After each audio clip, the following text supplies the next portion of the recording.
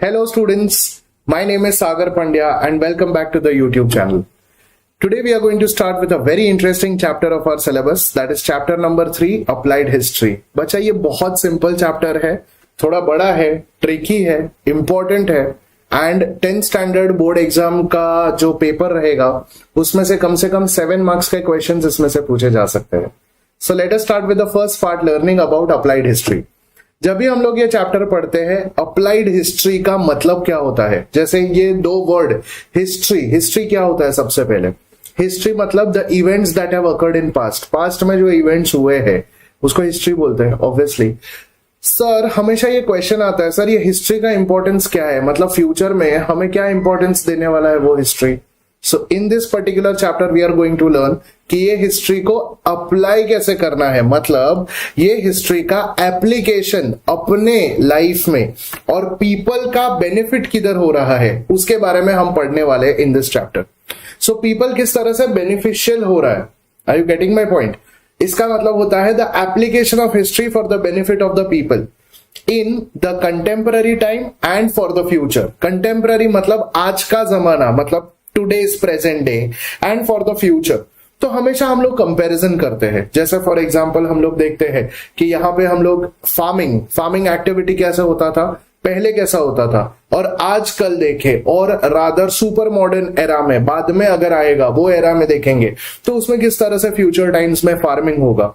तो that is a comparison and वो history apply करके ही हमें पता चला कि फार्मर्स पहले कैसे थे, पहले हार्वेस्टिंग कैसे करते थे, थ्रेशिंग कैसे करते थे, और फ्यूचर में हमने देखा कि अप्लाइड हिस्ट्री में क्या क्या, मतलब वो हिस्ट्री को अप्लाई करते हुए मॉडर्न टेक्निक्स कैसे यूज की गई है.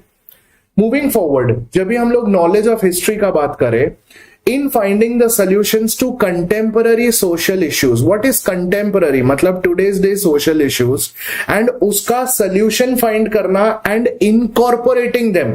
नाउ बच्चा incorporating them in social planning. जैसे for example child labour, best example.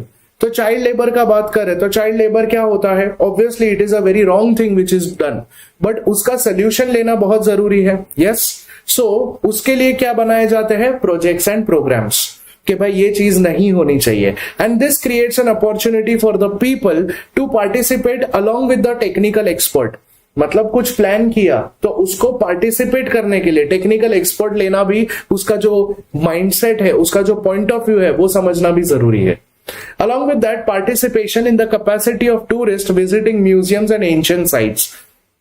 History के बारे में अगर पढ़े तो हिस्ट्री, अगर हम लोगों को हिस्ट्री के बारे में समझना है या कोई ऐसे सोर्सेज देखना है, जैसे कोई आर्कियोलॉजिकल सोर्स हुआ या फिर कोई ऐसा कोई सोर्स हुआ जैसे कॉइन्स मिले हैं या फिर पॉट्स मिले हैं, तो ये सब कहाँ मिलता है, तो that is given in the museums. That is these things are kept in the museum. तो उसको प्रिजर्व करना बहुत ज्यादा जरूरी है. एंड वो प्रिजर्वेशन के लिए सबसे ज्यादा इंपॉर्टेंट है कि ये टूरिस्ट जितने भी आते हैं, ऑब्वियसली वो टिकट का पैसा देके आते हैं, वो टिकट के पैसे के थ्रू वो म्यूजियम मेंटेन होता है, and that is why money is taken. So, tourism creates interest in history among the people. हो सके उतना ज्यादा. और ये पता है, मैं तो वो टाइम पे ना आईफिल टावर देखने गया था. ओहो, फ्रांस गया था मैं. अरे वो टाइम पे मैंने वो पुतला देखा, लिबर्टी का पुतला, स्टैच्यू ऑफ लिबर्टी, पानी के अंदर, कितना मस्त था. अरे मैं स्टैच्यू ऑफ यूनिटी देखने गया, सरदार वल्लभ भाई पटेल का इतना बड़ा statue. What is that, tourism. And वो उसकी वजह से ना हमें कुछ ना कुछ मेमोरीज क्रिएट होती है, right.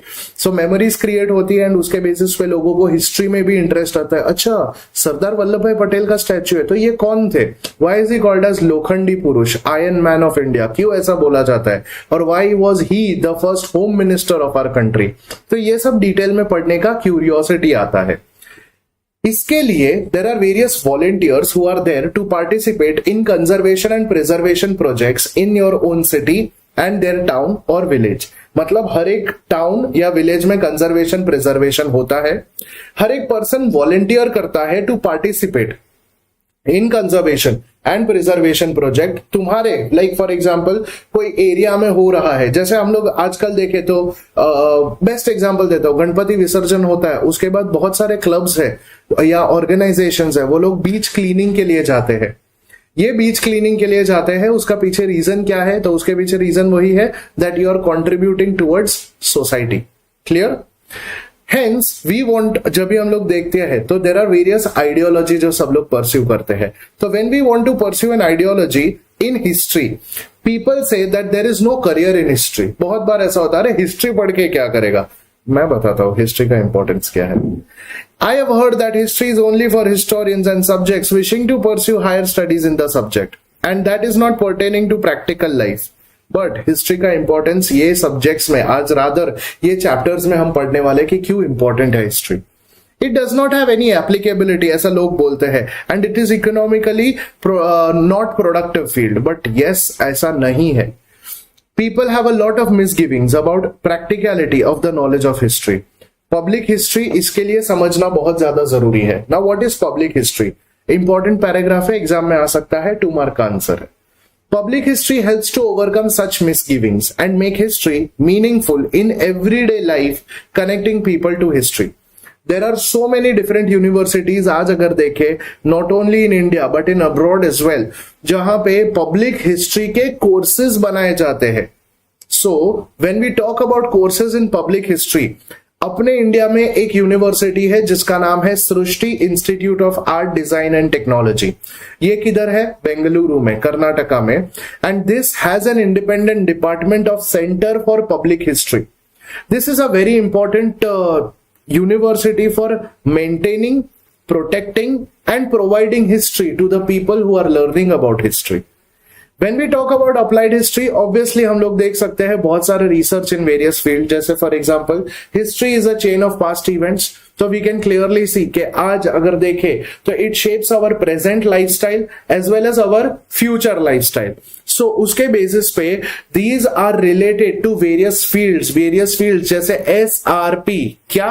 SRP, social, religious, political. ये स्ट्रक्चर कम्युनिटी का मेंटेन करता है, and that is through science, technology and philosophy. Science, technology and philosophy, ये 3 के थ्रू वो लोग social, religious and political structure maintain करते हैं. Each one has its own history of knowledge building, and future development in every field depends upon the available knowledge that is there. Hence, the method of history is very valuable in the research of various fields. So when we talk about importance of history, for example, there are various fields जैसे philosophy, science, technology, industry and commerce, management studies, arts, humanities. So let us start with the first one, that is first stream, philosophy. Now, the history of philosophy helps us in understanding. तो इसमें क्या philosophy का मतलब क्या हुआ sir? सबसे पहले तो किसी पर्सन ने कुछ माइंडसेट दिया रहेगा, वो बन जाता है फिलोसफी. जैसे फॉर एग्जांपल मैंने बोला, बेस्ट एग्जांपल एडोल्फ हिटलर का. एडोल्फ हिटलर ने एक पार्टी बनाया, पार्टी का नाम था नाजी पार्टी. उसका माइंडसेट था, उसका फिलोसफी था नाजिज्म. वैसे ही महात्मा गांधी का एक फिलोसफी ले तो that is called as satyagraha. And satyagraha का मतलब obviously following truth and non-violence. So when we talk about this ideology, it is very much clear that the history of philosophy helps us in understanding the ideology. Best example Satyagraha. And दूसरा intellectual tradition, मतलब philosophy एक umbrella के under अगर देखे तो that is Satyagraha. But उसके अंदर अलग अलग पॉइंट्स आते हैं जैसे ट्रूथ, नॉन वायलेंस, जैसे सत्य और अहिंसा. तो that will lead to one such historical development. तो सत्याग्रह किया, सत्याग्रह की वजह से क्या हिस्टोरिकल डेवलपमेंट आया? Non cooperation movement. So Mahatma Gandhi ने ये चीज बताया कि सत्याग्रह फॉलो करो, सत्याग्रह फॉलो करो. सत्याग्रह की वजह से हिस्टोरिकल डेवलपमेंट आ सकता है. That is non cooperation movement, also called as असहयोग आंदोलन. तो philosophy needs language as a medium of expression. जैसे महात्मा गांधी बोलते थे ना, man is but the product of his thoughts, what he thinks he becomes. तो वो जो सोचता है वो ही बन जाता है. Obviously you are product of your thought. तेरे दिमाग में कुछ ऐसा चल रहा है तो वही तू करेगा, and you will become that person. If you think positively, you will be creating history in your own life. In order to understand the philosophical expression, the knowledge of history of language proves useful. That is why first सबसे पहले देखते हैं science. जैसे what is science? Science मतलब in simple words हम लोग बोलते हैं ना कि एक कोट है इंग्लिश में, need is the mother of all invention. जरूरत है तो हमने डिस्कवरी किया। जैसे Galileo invented the telescope. So need is the mother of all invention. Earlier people used to believe that earth was the center of the universe and that all the heavenly bodies revolve around the earth. But a theory which was refuted by Copernicus, which was given by Copernicus. या फिर अगर need is the mother of all invention का दूसरा अगर example देखे तो सबने 14-15 century का बात है, इंडिया या एशिया या यूरोप से वो लोग माइग्रेट करके इंडिया और एशिया का रास्ता ढूंढने लगे। सो बहुत सारे सेलर्स आए थे, बट सेलर्स में से अमंग्स देम वास्को डा गामा वाज द वन जिसने इंडिया का सी रूट फाइंड किया था। अभी जैसे सेलर्स आना चालू किए, उन्होंने क्या देखा? उन्होंने देखा एस्ट्रोलेब वाज नेसेसरी। या फिर आज अगर देखे mariners compass, what is it necessary? हम लोग बोलते हैं ना मराइनर्स कंपस, जिससे डायरेक्शन देख सके। मतलब उसका नीड था तो उसका इन्वेंशन हुआ। यस और no? Obviously. And that is one such reason this became very important. So need is the mother of all invention. अगर नीड था तो इन्वेंशन हुआ। Scientific discoveries and inventions are the effects of human efforts to fulfill a need and also curiosity. We see that these efforts are based on already available scientific knowledge, जैसे Copernicus ने बोला था, या फिर Johannes Kepler ने बोला था, या फिर गैलीलियो ने डिस्कवर किया था telescope. So knowledge of history of science helps us in understanding the factors that facilitated a scientific discovery or invention. मतलब यहां पे अगर डिस्कवरी कर रहे हैं या इन्वेंशन हो रहा है, किसकी वजह से हो रहा है? It is because of need. There are theories which are given, जैसे theories E is equals to MC square. किसने बोला था? Obviously you know it. Chronology of events. Chronology of events मतलब क्या? कि पहले क्रोनोलॉजी इवेंट्स के हिसाब से पहले क्या डिस्कवर हुआ? तो पहले हमें पता चला कि स्टोन एज मैन थे, तो उन्होंने एक जगह से दूसरे जगह पे कुछ लेके जाना था, तो व्हील डिस्कवर किया तो ट्रांसपोर्टेशन चालू हुआ। पहले थ्रेड बनाया, थ्रेड वीविंग के लिए इजी नहीं था, तो उसको वाटर फ्रेम बनाया। देखा कि यार पानी के थ्रू जाता है तो थ्रेड कड़क हो जाता है, तो वीविंग में इजी हो जाता है, पहले धागा टूट जाता था। सो अगर क्रोनोलॉजी ऑफ इवेंट समझे तो उसके बेसिस पे हमें समझ में आता था कि क्रोनोलॉजी किस तरह से होता था। It can also help to understand the cause-effect chain that led to those discoveries and inventions. Now that led to those discoveries and inventions मतलब in simple words, ये cause था, इसके वजह से उसका आफ्टर इफेक्ट ये हुआ। इसका जरूरत था, इसकी वजह से ये चीज का डिस्कवरी हुआ। The reformation in Europe is the best example for that. Reformation का बेस्ट एग्जाम्पल बोलू, there was a time period जब भी बहुत सारे करप्शंस हो रहे थे according to religion. So Christianity के हिसाब से अगर 14 सेंचुरी के पहले का हिस्सा देखे, या फिर हम लोग देख सकते हैं the changes that came across in church, तो करप्शन हो रहा था in church. This resulted into one important thing के भाई जो क्रिश्चियनिटी का हेड था, that was the religious head of Christianity, that is pope का इंपॉर्टेंस क्या हो गया? कम हो गया। तो सबने बोला कि हम चर्च को इंपॉर्टेंस नहीं देंगे। क्यों? बिकॉज ऑब्वियसली वो टाइम पे हम लोग देख सकते थे कि चेंजेस आना स्टार्ट हो गया था। This was a time period जब भी चेंजेस आना चालू हुआ तो पोप का जो करप्शन था वो एंड हो गया। The reformation came across with respect to technology as well. तो पहले साइंस आया, फिर आया टेक्नोलॉजी। What is science? तो हम लोगों को क्लियरली पता है साइंस का मतलब क्या था? something discoveries, some new innovations. Best example, what is science, what is technology देखे तो साइंस का मतलब होता है जो चीजें हमने एनवायरमेंट में देखा एंड इन्वेंशन किया, उसका डिस्कवरी किया, दैट इज साइंस। टेक्नोलॉजी का मतलब क्या हुआ? जो साइंस हमने डिस्कवर किया उसको यूज करना, that is use of that science is called as technology. Clear? So when we talk about technology, the application of science, I will give you a very nice example. हमने discover किया coal discover किया, that is science. अच्छा, science में हमने क्या discover किया कि कोल को जलाएंगे तो उससे स्टीम बनता है, स्टीम एनर्जी डिस्कवर किया, साइंस। वो स्टीम एनर्जी यूज करते हुए हमने स्टीम इंजन बनाया, that is technology. So, the scientific discoveries and inventions and technological advancements are mutually dependent on each other. जरूरत था, इसके लिए डिस्कवरी किया। Same knowledge of science and technology was very important at every step in the evolution of mankind. हर एक जगह पे science का डिस्कवरी एंड इन्वेंशन सबसे ज्यादा इंपॉर्टेंट था। From making stone tools to agricultural production we can clearly see कि ये जो चेंजेस आया था, the history of technology will help us in understanding this changes. ये डेवलपमेंट आना चालू हुआ बेटा, मैकेनाइजेशन में डेवलपमेंट आया। पहले बिल्डिंग्स बनने के लिए कितना साल लगता था, अभी देखे तो भाई 1 साल में बिल्डिंग तैयार। अरे ऐसा कैसे? Because of technology. Mutual dependence between science and technology started increasing, and this helps us in understanding the changes and their cause and effect change in the field of agricultural production. So if you can see, पहले agriculture कैसा होता था और अभी कैसा होता है। Commodity production, तो पहले हैंडमेड गुड्स बनते थे, अभी मशीन मेड गुड्स बनना चालू हुए, तो प्रोडक्शन बढ़ेगा कि कम होएगा? बढ़ेगा। आर्किटेक्चर, पहले बिल्डिंग्स कैसे बनाए जाते थे और अभी कैसे बनाए जाते हैं। इंजीनियरिंग, पहले के ब्रिजेस कैसे हैं और अभी के ब्रिजेस कैसे हैं। So we could clearly see कि ये चीज बेस बन गए for technology and for philosophy and for inventions. Next part that we are going to learn is industry and commerce. Now industry and commerce के basis पे today there is growth in trade between India and Europe. But ये कैसे growth हुआ, कैसे हुआ, कब हुआ, क्यों हुआ, कैसे हुआ, देखते हैं। सो वो फॉरेन पॉलिसी की वजह से हुआ। 9th स्टैंडर्ड में पता है हम लोगों ने एक चैप्टर पढ़ा था, 3rd चैप्टर पॉलिटिकल साइंस का या 2nd चैप्टर पॉलिटिकल साइंस का, that is foreign policy. So mutual social transaction दोनों कंट्री के बीच में expands with the growth of industry and trade. हम यहाँ पे कुछ प्रोड्यूस करते हैं और यूरोप एक्सपोर्ट करते हैं, यूरोप वाले उधर कुछ प्रोड्यूस करते हैं और यहाँ पे एक्सपोर्ट करते हैं, मतलब हमारे लिए वो इंपोर्ट हो गया।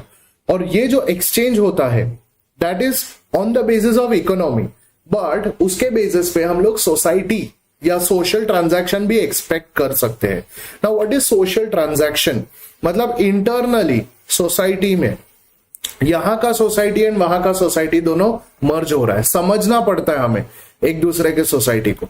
It also promotes continuous development of the network of cultural interaction एक दूसरे के साथ। वो लोग हमारा कल्चर, हमारा रिलीजन, हमारा जो रिलीजियस टॉलरेंस है एंड हमारा जो ट्रेडिशंस है वो समझते हैं। It is an integral part of the industrial and commercial management. इसके बेसिस पे ही तो ट्रेड होता है। जो डिमांड होगा, I give you a very nice example. जैसे पता है कुछ साल पहले देयर वाज अ ट्रेंड, वो एक फिजेट स्पिनर करके आता था, ऐसे घुमाते रहते थे हम लोग हाथ में, तो अभी कितना मस्त एकदम ट्रेंड बन गया था। तो वो एक्सपोर्ट होके यहाँ पे आया था और हम लोगों ने यहाँ पे इंपोर्ट किया था, बाद में हमने भी इंडिया में बनाना चालू कर दिया। सो ऐसे बहुत सारी चीजें हैं, उसके बेसिस में उसका ट्रेड बढ़ने लगा। ऐसी बहुत सारी चीजें हैं जो इसमें इंक्लूड हो सकती है। Today it is essential to understand the history of these processes. When European traders came to India, best example वो भी है जब भी इंडिया में आए थे for trade. The nature of the market and commerce and human relationship, मतलब business. Commerce का मतलब क्या हुआ? एक्चुअल कॉमर्स का मतलब हुआ business. So industry and trade या इंडस्ट्री एंड कॉमर्स देखे, इंडस्ट्री मतलब प्रोडक्शन करता है एंड कॉमर्स मतलब ट्रेड करता है। तो प्रोडक्शन इंडस्ट्रियलाइजेशन के बेसिस पे होता है। बच्चा एक चीज याद रखना, इंडस्ट्रियलाइजेशन होगा वहां पे लोगों का स्टैंडर्ड ऑफ लिविंग बढ़ेगा। पूछो कैसे? प्यार से पूछो कैसे। इट मीन्स दैट इंडस्ट्रियलाइजेशन हुआ तो man made goods were replace by machine made goods. तो मशीन मेड गुड्स में प्रोडक्शन बढ़ेगा कि कम होएगा? बढ़ेगा। बढ़ेगा तो उसके बेसिस पे प्रोडक्शन बढ़ेगा, तो यहाँ पे प्रोडक्शन एक्सेस होगा, मतलब सरप्लस होगा कि डेफिसिट होगा? ऑब्वियसली एक्स्ट्रा प्रोडक्शन करेंगे। एक्स्ट्रा प्रोडक्शन करेंगे तो सेल करेंगे कि परचेस करेंगे? सेल करेंगे। सेल करेंगे मतलब at the end of the day पैसा आएगा कि जाएगा? आएगा। मतलब इकोनॉमी बढ़ेगा कि कम होएगा? बढ़ेगा। मतलब लोग खुश खुश होएगा कि दुखी दुखी होएगा? खुश खुश होएगा। इसका मतलब क्या हुआ? At the end of the day industrialization की वजह से लोग खुश हो रहे हैं, लोगों का स्टैंडर्ड ऑफ लिविंग अच्छा हो रहा है। It means that market and commerce का जो नेचर है दैट बिकम्स इंपॉर्टेंट, एंड उसके साथ साथ human relationship and social organisation बहुत ज्यादा जरूरी है। एंड इसकी वजह से वो चेंज हो रहा है दिन ब दिन लोगों का human relationship. To understand this development, it is necessary to understand the study of history of culture, social organisation, economic institutions. ये तीनों समझ लिया मतलब तुम्हारा बिजनेस अच्छा चलेगा। एंड इसके लिए हिस्ट्री जरूरी है। बस हिस्ट्री ऐसे ही इतना वीक सब्जेक्ट, ऐसे बोरिंग नहीं है, मजा आता है। हर एक चीज में हिस्ट्री समझना जरूरी है। Next is management studies. Now what is management studies? It includes the chain of production, means of production. What is chain of production? कि भाई मेरा खुद का एक फॉर एग्जाम्पल फैक्ट्री है, फॉर एग्जाम्पल चप्पल फैक्ट्री। अभी चप्पल प्रोड्यूस करता हूं मैं, उसमें चेन ऑफ प्रोडक्शन रहेगा। तो एक जन खाली मैं लेदर लेके आया हूं, तो लेदर मैंने स्पेशली मंगाया है जापान से। क्यों? बिकॉज मेरा जूता है जापानी, सो लेदर उधर से मंगाया। अभी उधर से कटिंग करने के लिए मैंने एक आदमी को रखा, कटिंग करने के बाद उसके ऊपर सोल लगाने के लिए एक आदमी को रखा। पता है चप्पल्स के ऊपर बकल्स आते हैं, चप्पल के ऊपर बक्कल लगाए जाते हैं। वो बकल्स मैंने स्पेशली इंपोर्ट किया है धारावी से, बिकॉज वो फेमस है उधर का। फिर मैंने ग्लू स्पेशली जो उसका स्टिक करने का रहता है वो स्पेशली इंपोर्ट किया है चेंबूर से। मतलब क्या? मतलब हर एक जगह से अलग अलग चीजें मैंने इंपोर्ट की और यहाँ पे असेंबल किया। फिर एक आदमी बक्कल लगा रहा है, एक आदमी स्टिकिंग करता है, पेस्टिंग करता है, एक आदमी डाई कलर करेगा वो शूज को, एंड फाइनली एक आदमी बॉक्स में लगा के स्टैंप लगाएगा। तो ये चेन ऑफ प्रोडक्शन हुआ। मीन्स ऑफ प्रोडक्शन इसके ऊपर डिपेंड करता है कि किस तरह का प्रोडक्शन है, अलग अलग जगह पे किस तरह से ह्यूमन रिसोर्सेज में यूज करता हो। तो एक आदमी कटिंग के लिए, एक आदमी पेस्टिंग के लिए, एक आदमी उसको कलर करने के लिए, कलर करने के बाद सूखने के लिए, एक आदमी बॉक्स में डालने के लिए, एक आदमी बॉक्स के बाद उसको सेल ऑफ करने के लिए, मतलब बॉक्स में डालने के बाद जो स्टिकर लगाए जाते हैं उसके लिए। तो ह्यूमन रिसोर्सेज कितने ज्यादा यूज किए हैं, एंड उसके बेसिस पे हमने क्या किया है, प्रोसेस ऑफ प्रोडक्शन समझा है। द चेन ऑफ मार्केट समझना जरूरी है कि अभी जो चीज डिमांड में है वो चीज सेल ऑफ करते हैं। हम लोग बोलते हैं ना कि स्पेशली फॉर गर्ल्स ऐसा बोला जाता है, अरे ये मनीष मल्होत्रा वाला जो लहंगा है, अरे आलिया भट्ट ने जो शादी में कपड़ा पहना था वैसा मेरे को चाहिए। तो यही डिमांड है, यही मार्केट बन जाता है।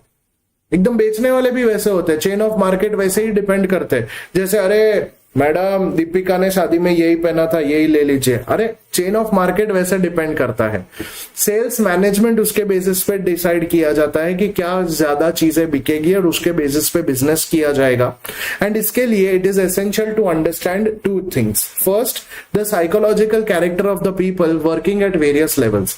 लोगों का साइकोलॉजी कैसा है, लोगों का माइंडसेट कैसा है, एंड उसके बेसिस पे उसका chain of production and marketing, that is healthy management. कुछ लोग होते हैं जो आते हैं एकदम फोकस्ड के अरे मुझे यही चाहिए, दैट इज वो कंसंट्रेशन वाले कि मुझे यही चाहिए। जैसे कुछ लोग शादी के शॉपिंग करने के लिए आते हैं तो वैल्यूज एंड बिलीफ वाले होते हैं, अरे हम काला नहीं पहनते, अरे हम सफेद नहीं पहनते, तो वैल्यूज एंड बिलीफ वाले। कुछ लोग होते हैं जो माइंडफुल होते हैं कि मालूम है मुझे यही खरीदना है तो मैं यही खरीद के निकल जाऊंगा। कुछ लोग होते हैं जो आइडेंटिटी ब्रांड्स वाले, अरे भैया मुझे लिवाइस ही दिखाना, भैया मुझे स्पाइकर ही दिखाना, एक्सेट्रा। इमोशनल इंटेलिजेंस, क्या भैया दे दीजिए ना, 500 रुपए में 2 तो टी शर्ट मिलेगा ना आराम से, व्हाट इज दैट, या फिर बाय वैसा वाला। So emotional intelligence. कुछ होते हैं अटेंटिवनेस, मतलब कोई दुकान में जाने के बाद अरे मुझे वो दिखा रहे, तू वो दिखा रहे, तू वो दिखा, सबको सब लोग ऑल आइज ऑन मी, वैसा होना चाहिए। या फिर रेसिप्रोसिटी, मतलब उल्टा, ये मैं बहुत करता हूँ। एक टी शर्ट खरीदा, उसके बाद क्या, उसके बाद मैंने मुझे मालूम है कि मुझे यही खरीदना है, बट वो भाव नहीं करेगा तो मैं 4 चीजें निकलवाऊंगा और फाइनली वही बोलूंगा अच्छा ये सस्ते में यही दे दे, चाहिए तो मुझे वही था, बट 4 चीजें। रेसिप्रोकल बोलते हैं ना मैथ्स में, न्यूमरेटर डिनोमिनेटर ऊपर नीचे कर देते हैं, रेसिप्रोसिटी, उल्टा बात करने का। एंड एटीट्यूड, कुछ लोगों का माइंडसेट अलग रहता है। सो ये सब इंपॉर्टेंट हो जाता है वाइल सेल्स मैनेजमेंट, एंड इसका हिस्ट्री समझना जरूरी है कि पहले कैसे किया जाता था ये सब चीज। सोशल एंड इकोनॉमिक इंस्टीट्यूशन इसके बेसिस पे बनाया जाता है, that supports the industrial and commercial process is important, and the knowledge of history for that is obviously necessary. Next is arts. Now art सबसे पहले वेरी इंपॉर्टेंट है, various art forms are there. जैसे for example एक होता है style of expression, जैसे Leonardo da Vinci का एक फेमस पेंटिंग है Mona Lisa. What is that? It is a foundation in the form of intellectual, emotional and cultural tradition. उसने जो बनाया वो एक पायनियर है, वो एक लीडर है, एंड उसके बेसिस पे हम लोग ये चीज देखते हैं। The key to expression is in any art form, emotional temperament of the artist दिखता है। जैसे फॉर एग्जाम्पल एक्सप्रेशन देखे तो वो मोनालिसा कितना पॉइज्ड, एकदम काम। ऐसा बोला जाता है कि when you are happy and you see, तो मोनालिसा हंस रही है। If you are sad and you see that painting, तो मोनालिसा सैड है, तो ऐसा लगता है। तो that is a key to expression of that art form. दूसरा emotional temperament of the artist दिखता है। जैसे ये ना इमोशनल टेम्परामेंट हम सब में भी है।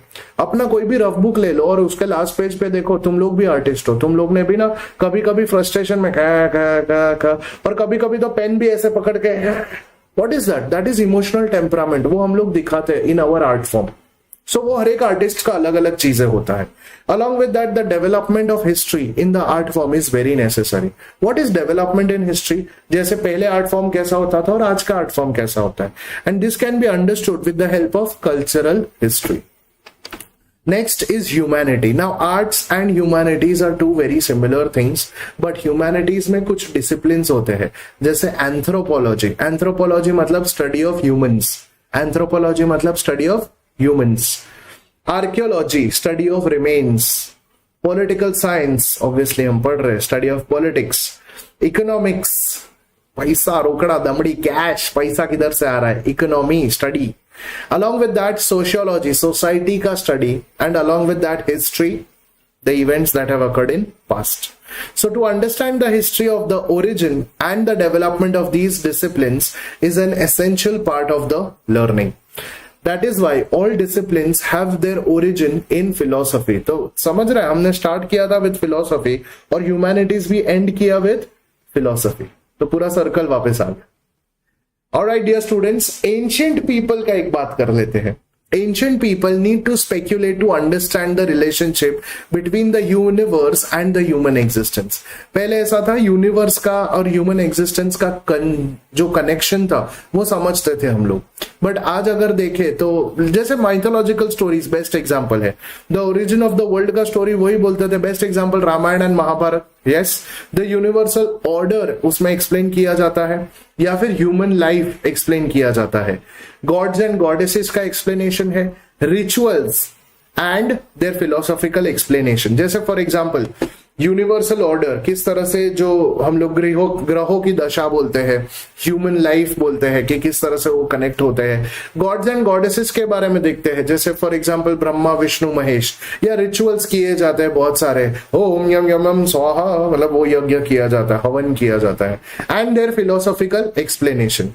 The roots of philosophical ponderings ponderings मतलब at the end of the day explanation ही होता है, are found in the mythological stories. और ये माइथोलॉजिकल स्टोरीज कौन से है?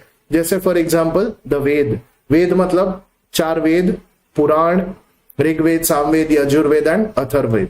सो इसके डिसिप्लिन्स लिखे गए हैं under humanity, and this is the theoretical foundation based on philosophical theory. Theoretical foundation का मतलब क्या हुआ कि ये थियोरी बनाया था, किसके बेसिस पे बनाया था? फिलोसॉफी के बेसिस पे बनाया था, एंड इसके बेसिस पे हम लोग समझ सकते हैं the knowledge of history. Alright dear students, applied history and our present that we are going to learn in the next lecture. That's it for this video. Applied history and our present से हम लोग continue करेंगे in the next video. That's it for today. Thank you so much.